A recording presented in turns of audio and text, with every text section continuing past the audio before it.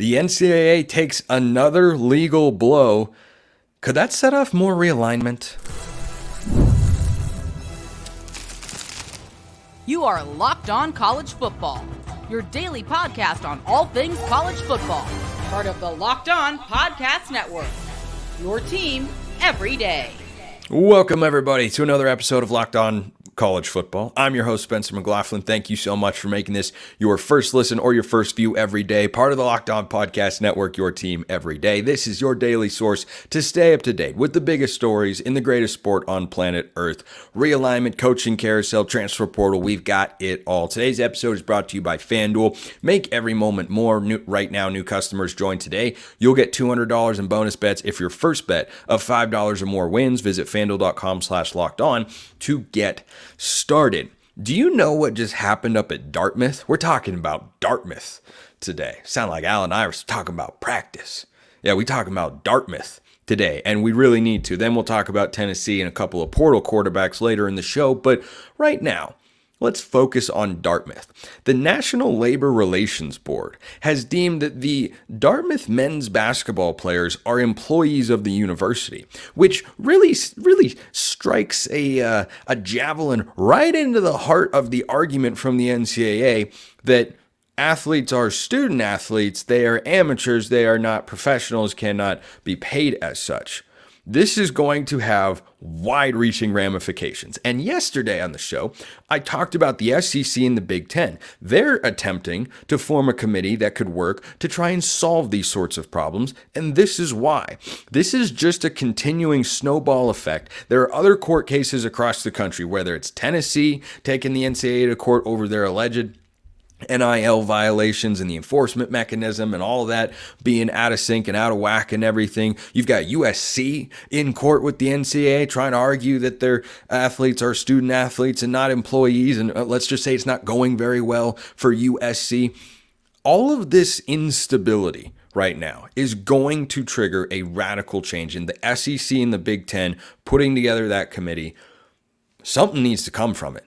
I mean, something has to come from it. And the question I found myself asking was, well, is this going to set off even more realignment? Is this just going to cause everything to move and change once again?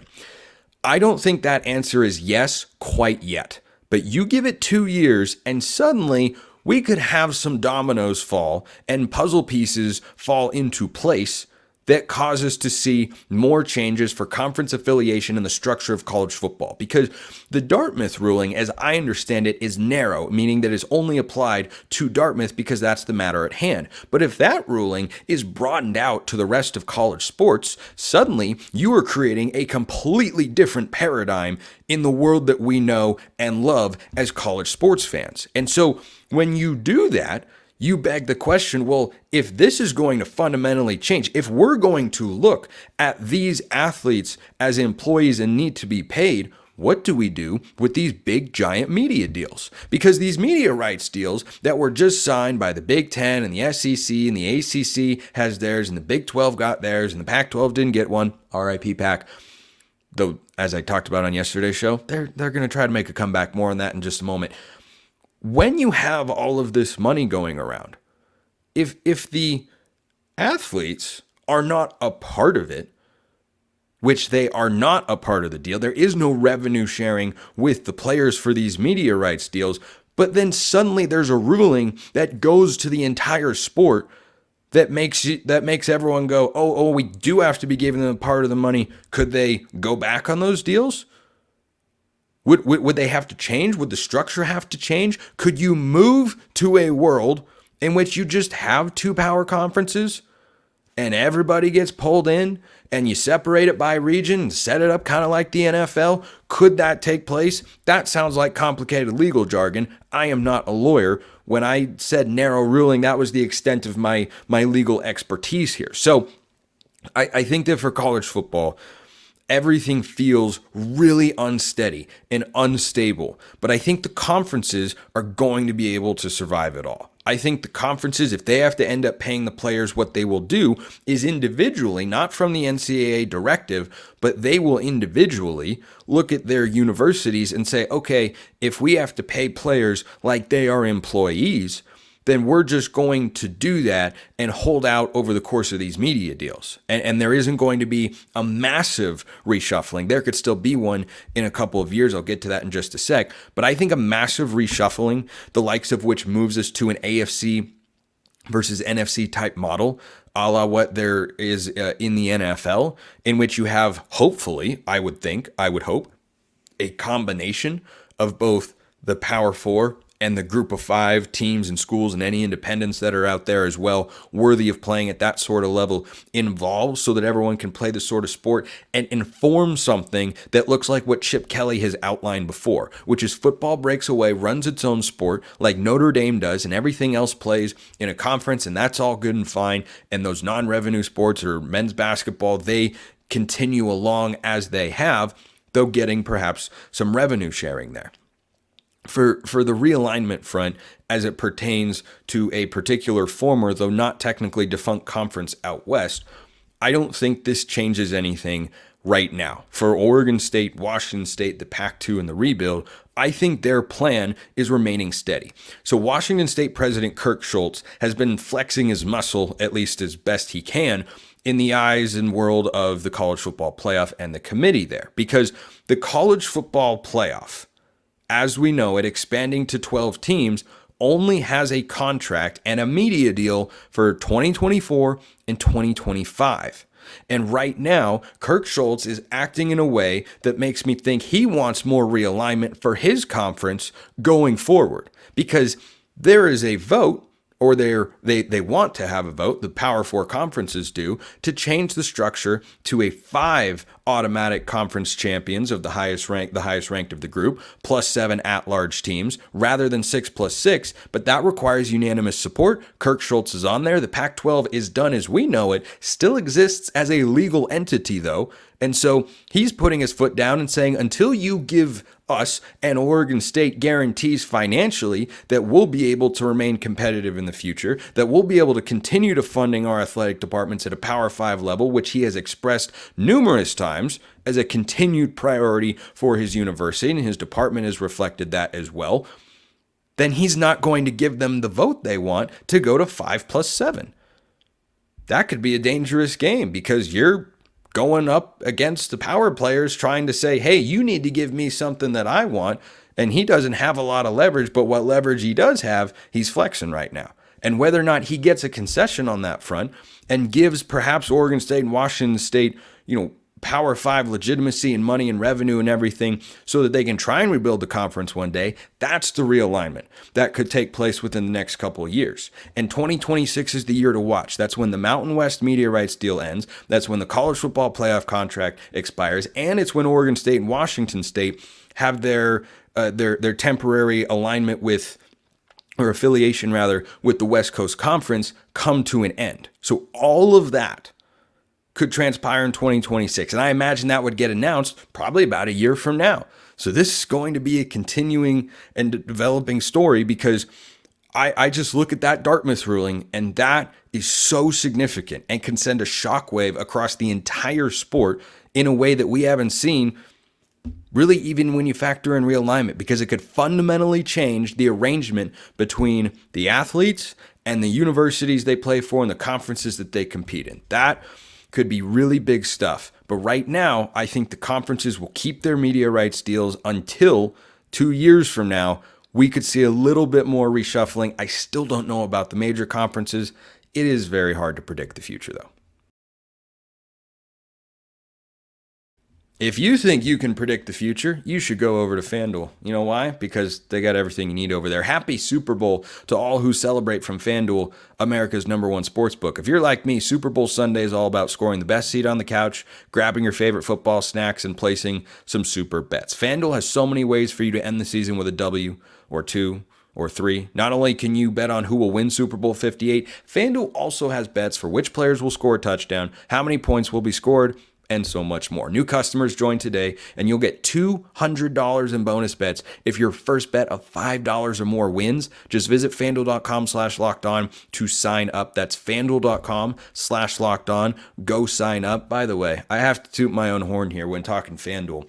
I told you not long ago on the show, for my everydayers out there, I appreciate you very much, to hammer Colorado over 4.5. Their win total's now 5.5. Make every moment more with FanDuel, an official sportsbook partner of the NFL.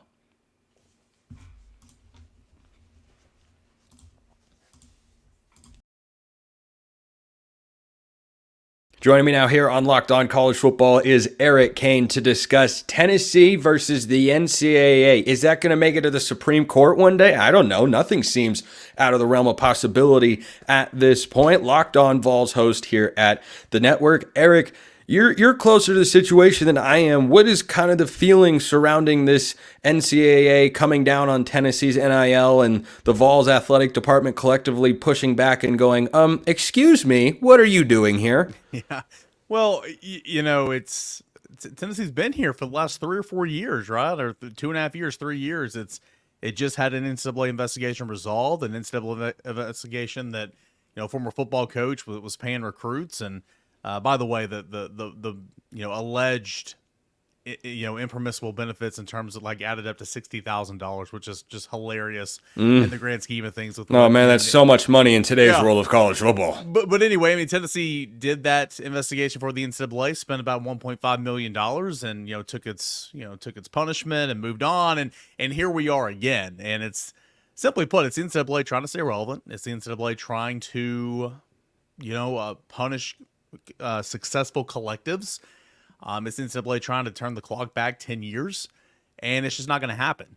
There were no guardrails. There were no, there's 437 manual about how to go about to navigate name, image, and likeness, but it was all vague and it was all,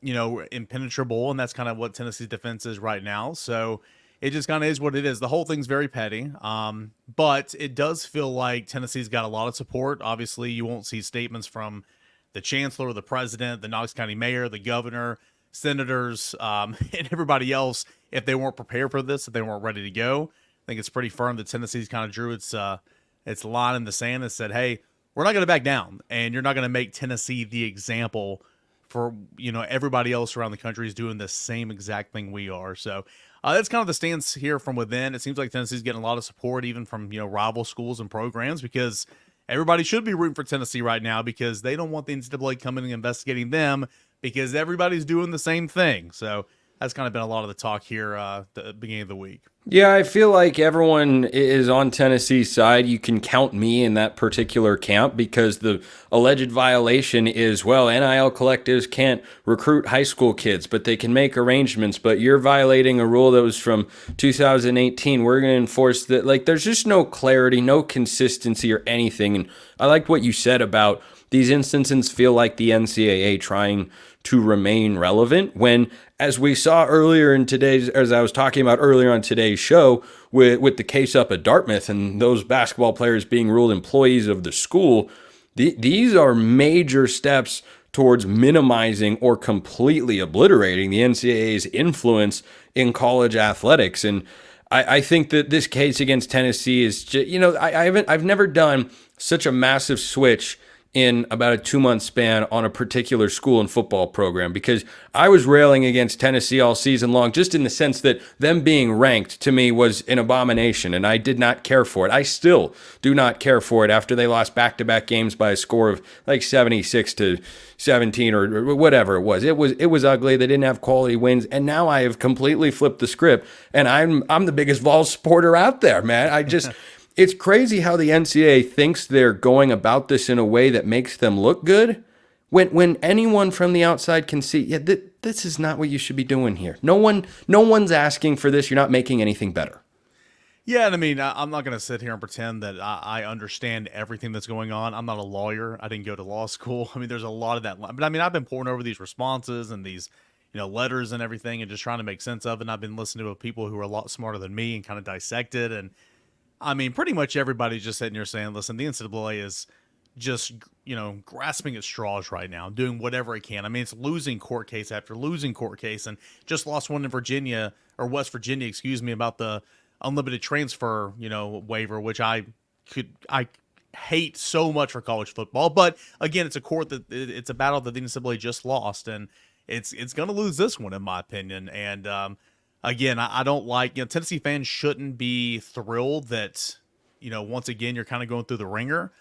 I wouldn't want my school that I'm a fan of being kind of the poster boy in terms of the NCAA trying to make an example out of, yet everybody is kind of rallying around Tennessee and paying very much close attention to what the outcome of this is going to be. In terms of 2024, I don't think anything changes whatsoever. I mean, they've been on campus for months. They've been investigating. They've been reading phone records and, reading text messages and all that. No coach, no player, per the NCAA, has been found to be, in any wrongdoing at Tennessee right now. It's straight up going after the collective and trying to say that the collective broke rules that weren't in place during that limbo period of July 1st, 2021 and May 22nd of 2022. That limbo period where the NCAA said, hey, we're going to go back and retroactively, punish programs for breaking rules that weren't in place at that time. That's what this all is. And it's the NCAA doing anything and everything it can to stay relevant, and I just don't think it's going to work out for them. Tennessee's been working to stay relevant in the SEC, a now more crowded SEC with Oklahoma and particularly Texas, in my view, in the Southeastern Conference now. What do you make of the Vols offseason? 9-4 year under Josh Heupel, not quite up to what 2022 was for the Vols there in Knoxville, but still a quality year. How do you assess what Josh Heupel and his staff have done this offseason? Yeah, I think it's been a good job of attacking the portal in terms of you had some big needs, right? You needed a tight end. Absolutely needed a tight end because you play two in your system, both graduated. You have a rising redshirt freshman that's going to come up. He's the most experienced guy in the room, so you needed somebody else to pair with him, and you go out and get a guy like Holden States that's got plenty of experience from Notre Dame. I like that. Lance Hurd from LSU. It's a stacked offensive line for LSU, and 4 of those returning starters decided to come back on the offensive line, including a pair of really good tackles. And you take Lance Hurd, that was the highest-rated signing player in the class of 2023 for LSU, a former 5-star, who got his toes wet a little bit as a true freshman. You add him into the mix now. I thought that's huge because Tennessee lost a starting tackle in Gerald Mincey. Jackson Moy on defensive fronts. Chris Brazzell, the second at wide receiver from Tulane, who I'm a big believer in, a big playmaking ability down the field. You look at the numbers he put up as a true freshman. Jermon McCoy, freshman All-American at Oregon State. He'll be a day one starter, in my opinion. I think Tennessee's done a nice job of saying where the holes were in its roster. Maybe not holes, but weaknesses in terms of you need a plug and play. You need a plug and play. You need a guy that can come in and play now, but also could be here next year. And Tennessee addressed a lot of those areas. And you complement that with a veteran offensive line coming back. Some running backs you feel good about, a lot of receivers coming back, and a quarterback, and this is all offensively, a quarterback that you feel good about, Nico Iamaleava. And I think Tennessee's kind of won its offseason for sure in preparations for 24. Yeah, that McCoy addition from Oregon State's a really good one. When the Beavs thought Jonathan Smith would hang around, that was a guy that they certainly were counting on defensively, and I think he steps in as a day one starter for the Vols and an impact player. Lastly, as we wrap up here, Eric, this will be the third different quarterback for the Vols in the last 3 years. Hendon Hooker, Joe Milton, now on to Nico Iamaleava, the former 5-star recruit. What do the Vols need from him this year to contend in the SEC? Yeah, you had Hendon for 2 years, and he was fantastic, and Joe Milton was kind of that bridge to let Nico kind of settle in, learn the environment, watch, hold a clipboard, all that type of stuff. And then he stepped in the Citrus Bowl and looked really good. Didn't have to be Superman through the air, but was really dynamic on the ground, extending plays, calling some design run plays. And I just think that he brings an extra playmaking element to the offense that Joe Milton lacked this year. He's really smart, makes the right reads. He can make any throw on the football field, but again, he can extend plays. He senses, when to step up in the pocket, when to evade pressure, and make some plays on the run. And I think that's something that Tennessee, severely lacked in the offense this year. So, he was the hype man coming out in that really talented quarterback class of 2023. He was one of the 4 or 5 quarterbacks, along with Arch Manning, Dante Moore, and some of those other guys as well, Malachi Nelson.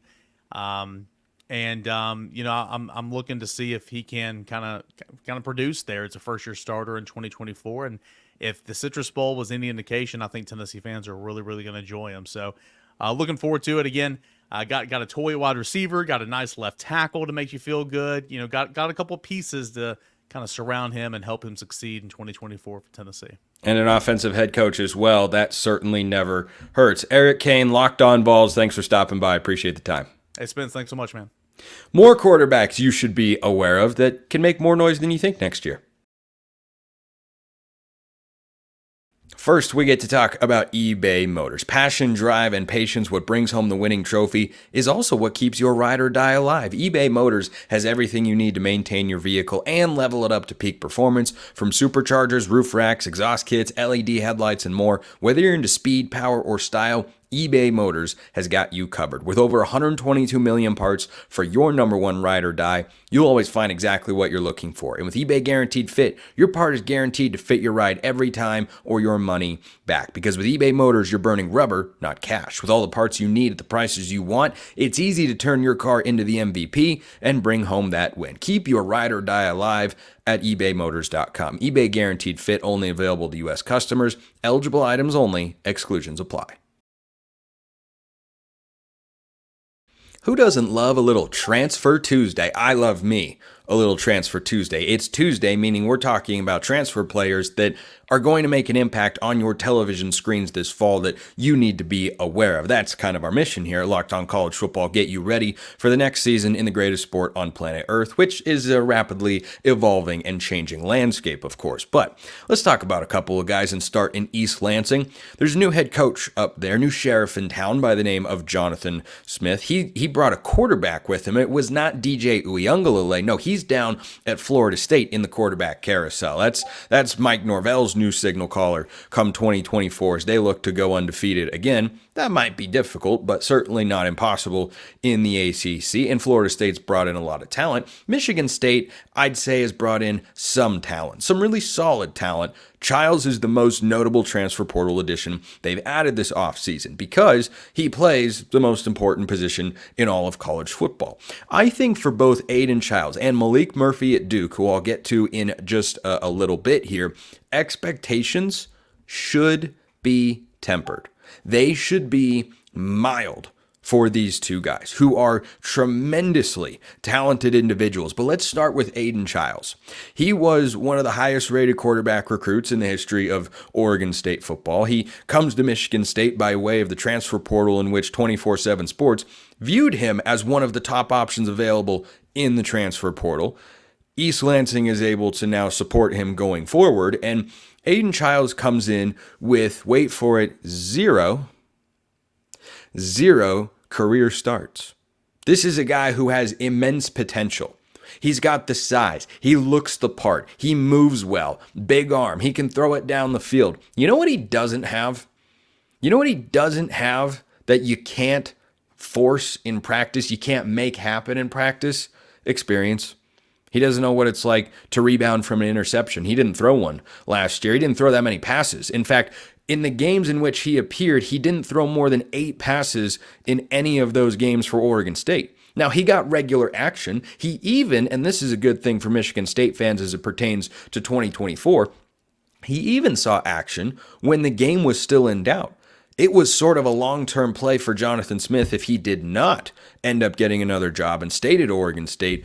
They were trying to, at least how it looked from afar, incentivize Aidan Chiles to stick around. Easy to do that when you're getting on the field. You're a part of the offense. You're leading important drives. It's not like he really brought anything to the table that DJ Uiagalelei couldn't do.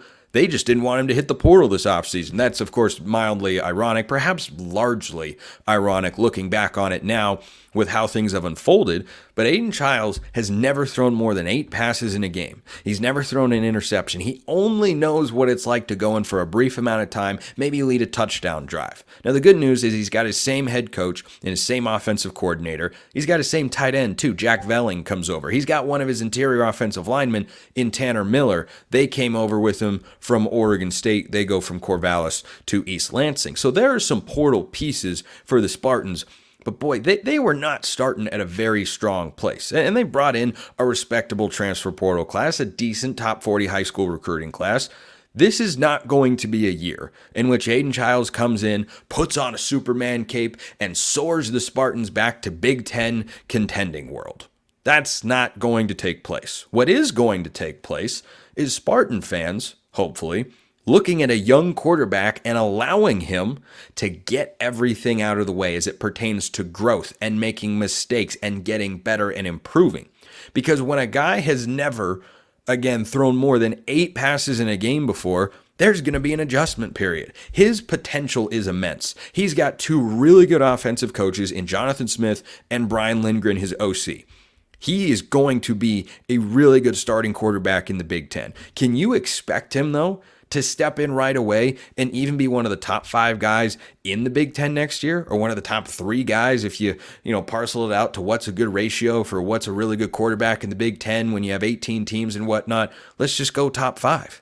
Is Aidan Chiles cracking the top 5? I don't think you can put him there because there is still an element to his game in which he is Schrodinger's cat, a fantastic scientific thought experiment in which a cat, hypothetically, is locked in a box. And you don't know whether or not the cat is dead or alive until you open the box. And as you stare at the box, you can reasonably justify the cat being alive or dead. You don't know how long the cat's been in there. You don't know if there are holes in the box. All sorts of things you don't know.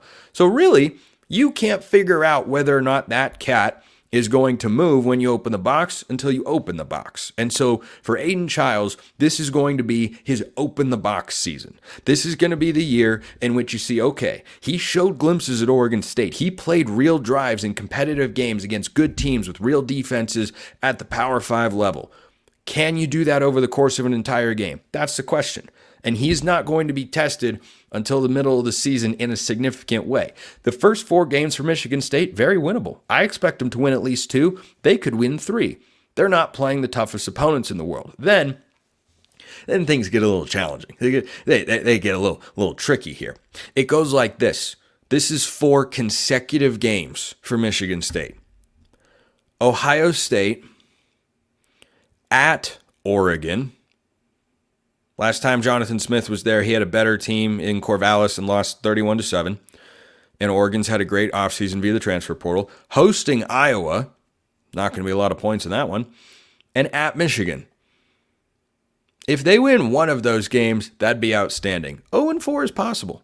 0-4 is possible. And that's going to be a real test for a guy that, yeah, he completed almost 70% of his passes last year. You saw the potential, but there's still there's going to be room to grow. Mistakes will be made. You look at a guy like Cade Klubnik, who came in for DJ Uiagalelei in the 2022 season. He made a lot of mistakes. He's still trying to get better. That's what should be allowed for Aidan Chiles.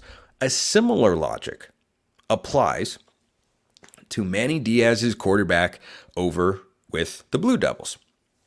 His quarterback is Maalik Murphy, who comes to Duke by way of Texas. He was a former 4-star recruit. He had schools like Alabama and Arizona and a litany of other Power 5 schools going after him. He was the backup to Quinn Ewers, who is one of the Heisman favorites going into next year, as he should be with Steve Sarkisian in the offseason that Texas has had, bringing in guys like Isaiah Bond, another former Oregon State player, and Silas Bolden at wide receiver. They've done some really, really good work over there in Austin.